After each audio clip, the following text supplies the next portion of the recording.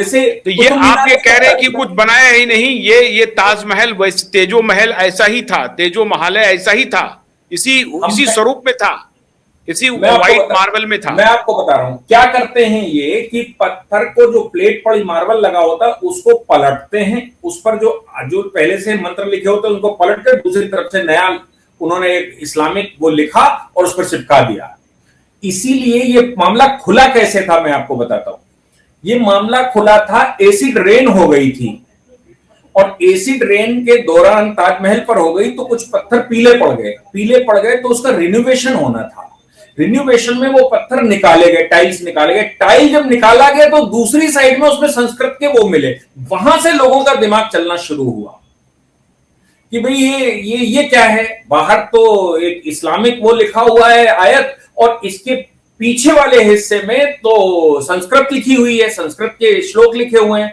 तब लोगों ने कहना शुरू किया कि वाकई में ये एक भारतीय स्ट्रक्चर है, ये एक मंदिर है। वहां से शुरू हुआ था, लेकिन उस समय भी आर्कियोलॉजिकल सर्वे और सरकार ने फटाफट उसको लीपापोती करवा के क्लियर कर दिया था और उसको छुपा ले गई थी, लेकिन विवाद वहीं से शुरू हुआ था। तो लोगों ने दिमाग लगाना शुरू किया, ढूंढना शुरू किया, खोजना शुरू किया, तब ये सामान निकलने लगा, पता लगने लगा कि भाई ये स्थिति क्या है।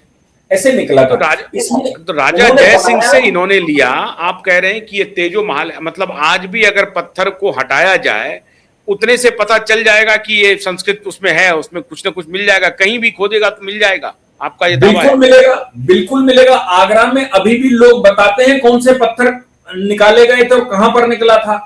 और दूसरी बात ये भी है कि ये जो वो है ना, कई एक पिटीशनें पहले भी आ चुकी हैं कि भाई इसको खोल कर निकाला जाए, तब ये हुआ कि इसकी नेचुरल खूबसूरती बिगड़ जाएगी। कोर्ट ने हमेशा डिनाई किया है कि भाई इसको तोड़ा फाड़ा नहीं जा सकता, लेकिन आर्कियोलॉजिकल सर्वे ऑफ इंडिया उसकी कार्बन डेटिंग तो कर सकता है और तमाम तरह के ये शब्द प्रमाण और लिखित प्रमाण दिए जा रहे हैं, इनको क्रॉस वेरीफाई किया जा सकता है।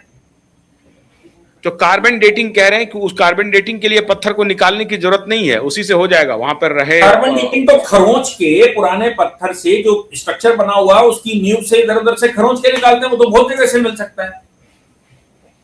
और अगर कार्बन डेटिंग में ये पता चल गया कि ये पत्थर जो है 2000 वर्ष पुराना है तो कंफर्म हो गया, क्लियर है भाई। तब नहीं जब वो पहले ये सिद्ध हो जाए कि ये स्ट्रक्चर शाहजहां का बनाया हुआ नहीं है, उनसे पहले का है, 400 साल पहले का, उसके बाद अब केस शुरू होगा सही मायने में।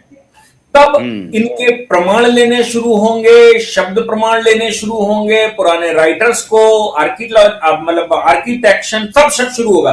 पहले स्टेप ये है कि आर्कियोलॉजिकल सर्वे ये कहेगा कि ये एक हिंदू मंदिर हो सकता था, एक बात।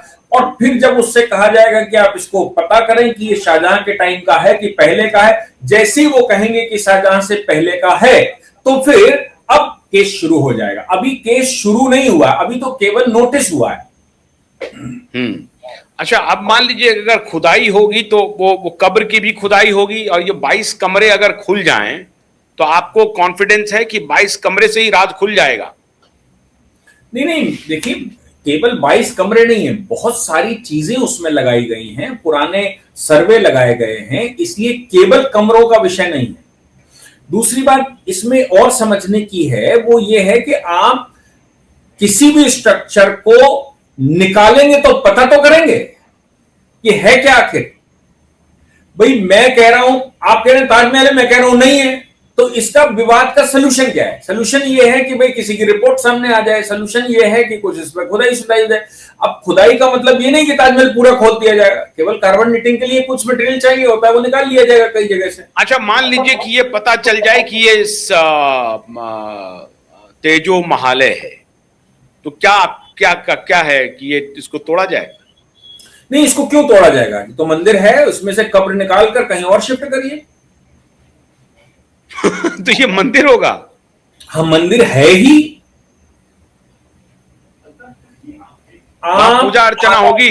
अब कब्र के ऊपर आप जाकर के फिर प्राण प्रतिष्ठा करेंगे, पूजा अर्चना करेंगे? नहीं, अब वो विषय देखो, वो विषय दूसरा है कि उस पर प्राण प्रतिष्ठा होगी कि नहीं होगी, कि मंदिर होगा कि नहीं होगा, कि दोबारा शिवलिंग बैठेंगे कि नहीं बैठेंगे। स्ट्रक्चर हिंदू स्ट्रक्चर है, इसका नाम चेंज किया जाएगा कि नहीं किया जाएगा। अभी तो पता लगने की बात है। भाई ये तो श्रेष्ठ ब्राह्मण और श्रेष्ठ लोग बता सकते हैं कि वाकई में इस स्थान पर प्राण प्रतिष्ठा हो सकती कि नहीं हो सकती।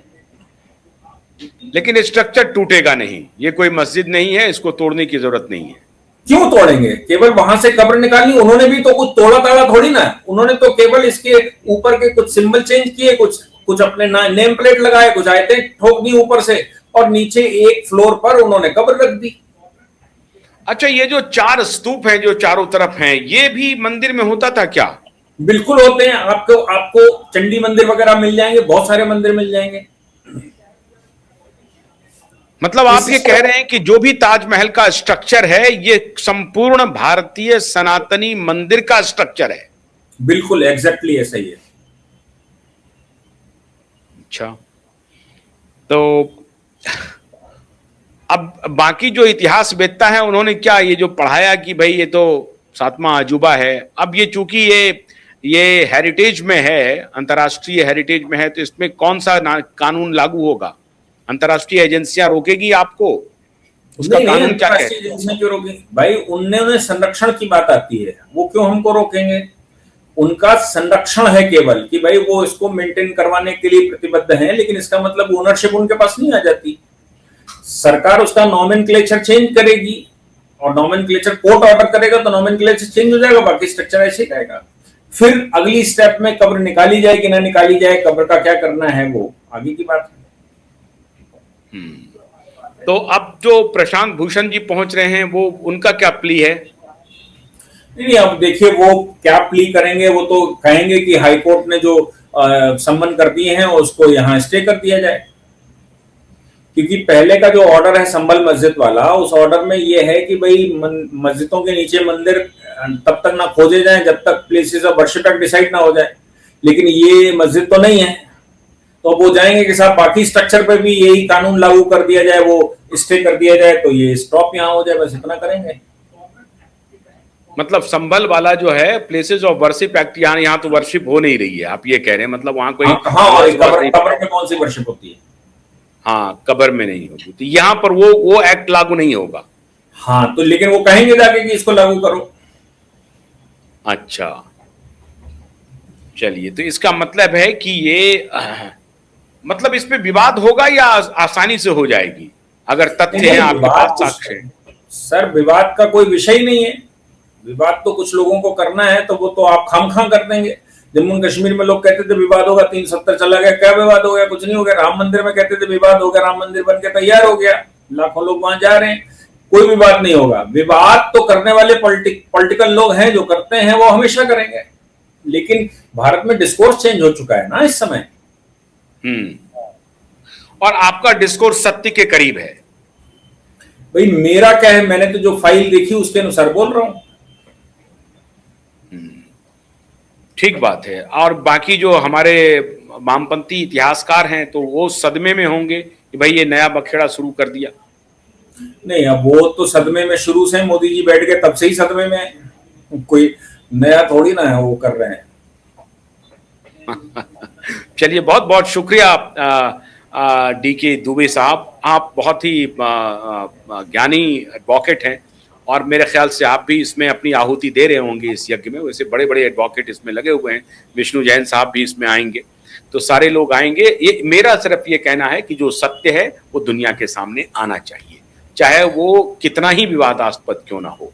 न्याय और सत्य के साथ समाज को भी खड़ा रहना चाहिए और कानून को भी खड़ा रहना चाहिए। बहुत बहुत शुक्रिया, आप पहली बार हमारे मंच पर आए, हम आगे भी आपको बुलाते रहेंगे अगर आप हमें मौका देंगे। बहुत बहुत आभार आपका। Thank you very much.